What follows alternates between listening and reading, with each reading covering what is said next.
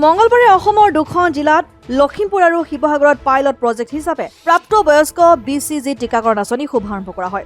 লখিমপুৰ জিলা যুটীয়া স্বাস্থ্য সেৱা সঞ্চালকালয় কাৰ্যালয়ৰ সভাকক্ষত এই প্ৰাপ্তবয়স্ক BCG শুভাৰম্ভ কৰে জিলা আয়ুক্ত গায়ত্ৰী হায়লিংগে। এই উদ্দেশ্যে আয়োজিত হোৱা এক অনুষ্ঠানত উপস্থিত থাকে জিলা যুটীয়া স্বাস্থ্য সেৱা সঞ্চালকালয় ডাক্তৰ বিমান শৰ্মা, স্বাস্থ্য বিভাগৰ অতিৰিক্ত আয়ুক্ত গৌতম প্ৰিয়ম মহন্ত, জিলা যক্ষ্মা বিষয়া হৃদয়ানন্দ বৰুৱাৰ লগতে বহু কেইজন বিষয়া কৰ্মচাৰী উপস্থিত থাকে। যে টিবি বা যক্ষ্মা এটা খুচৰা ৰোগ, এটা প্ৰাচীন ৰোগ।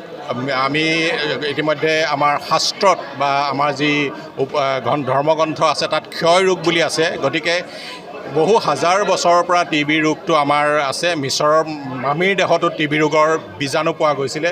গতিকে এটা ইমান পুৰণি যি ৰোগ তাৰ লগত আমাৰ যুঁজিবলৈ ভাৰতৰ স্বাস্থ্য মন্ত্ৰালয়ে শেহতীয়াভাৱে দুখন জিলাত এটা পাইলট প্ৰজেক্ট আৰম্ভ কৰিছে, লখিমপুৰ আৰু শিৱসাগৰ। তাৰ অংশ হিচাপে আমাৰ পৰম সৌভাগ্য যে লখিমপুৰ জিলাত আজি বিগত 8 মাহৰ যি প্ৰস্তুতি, সেই প্ৰস্তুতিৰ অন্তত আজি এডাল BCG ভেকচিনেশ্যন প্ৰগ্ৰেম আমাৰ সন্মানীয় উপায়ুক্ত মহোদয়া বাইদেৱে আজি উদ্বোধন কৰিলে। গতিকে এইটোৰ কাৰণে আমাৰ পৰম সৌভাগ্যৰ কথা। আৰু আমি জানো যে শৈশৱতে আমি BCG ভেকচিনটো প্ৰত্যেকেই লৈছোঁ আৰু নৱজাতকসকলক জন্মতে এইটো দিয়া হয়। গতিকে সেই একেই পৰিমাণৰ ঔষধ বা সেই একেবাৰৰ পৰিমাণৰ ড'জেই আমি প্ৰাপ্তবয়স্কসকলক দিম। খালি শিশুসকলক বাওঁ হাতত দিয়া হয় আৰু আমি সোঁ হাতত ল'ম। গতিকে ইয়াৰ কোনো পাৰ্শ্বক্ৰিয়া বা অন্য কোনো কথা নাই। গতিকে মই আহ্বান জনাম যে জনসাধাৰণে স্বচ্ছন্দে এই ভেকচিন ল'বৰ কাৰণে আগবাঢ়ি আহিব পাৰে। আৰু আমি 60 বছৰৰ ওপৰত প্ৰত্যেকজন ব্যক্তিকে আমি ইয়াত ভেকচিন প্ৰদান কৰিম। তাৰোপৰি যাৰ 5 বছৰৰ আগতে যক্ষ্মা হৈছে সেইসকল লোকক প্ৰদান কৰিম। আৰু যাৰ 3 বছৰত সেই যক্ষ্মা ৰোগীসকলৰ যিসকল লোক সংস্পৰ্শলৈ আহিছে সেইসকল লোকক আমি এই এডাল BCG ভেকচিনেশ্যন প্ৰদান কৰিম। আৰু BMI <18 যিসকল লোক আছে, যাক আমি শাৰীৰিকভাৱে ক্ষীণমীন আকাৰৰ ব্যক্তি বুলি কওঁ, সেইসকলক প্ৰদান কৰিম।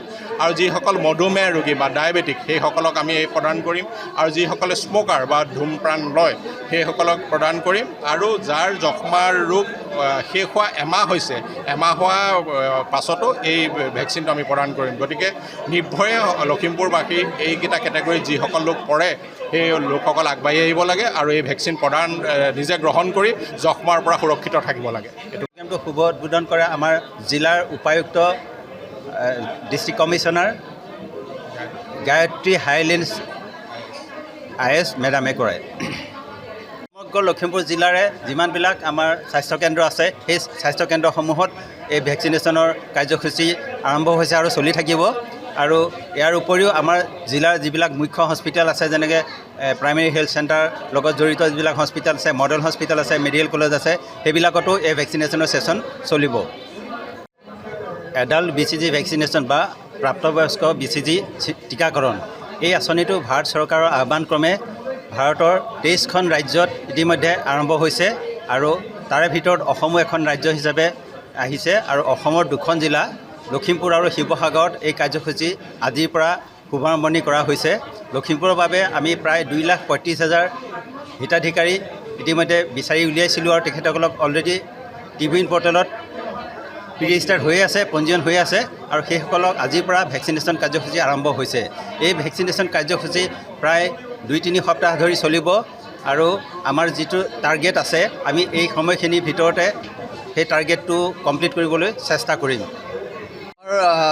অসমৰ দুখন জিলা মাত্ৰ, শিৱসাগৰ আৰু লখিমপুৰত এই প্ৰাপ্তবয়স্কৰ এডাল্ট BCG ভেকচিনেশ্যন কেম্পেইন আৰম্ভ হৈছে। আৰু আমি ভাবোঁ যিহেতু দুখন জিলাত এইটো পাইলট প্ৰজেক্ট হিচাপে আৰম্ভ হৈছে, আমি নিশ্চয় আশাবাদী।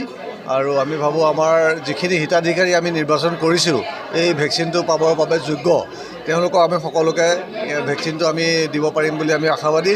আৰু ইয়াৰ দ্বাৰা আমাৰ জিলাখনৰ যি টিউবাৰকুলোচিছ যি এটা মাৰাত্মক বেমাৰ, তাৰ ইনচিডেঞ্চটো, তাৰ প্ৰাদুৰ্ভাৱটো লাহে লাহে কমি আহিব বুলি আমাৰ দৃঢ় বিশ্বাস। আৰু আমি আমাৰ যিটো নেশ্যনেল টিউবাৰকুলোচিছ এলিমিনেশ্যন প্ৰগ্ৰেম, যিটো TB এলিমিনেশ্যনৰ ফালে আমি চেষ্টা কৰি আছোঁ, সেই চেষ্টাত আমি যাতে সফল হ'ব পাৰোঁ আমি আশাবাদী। আৰু আমি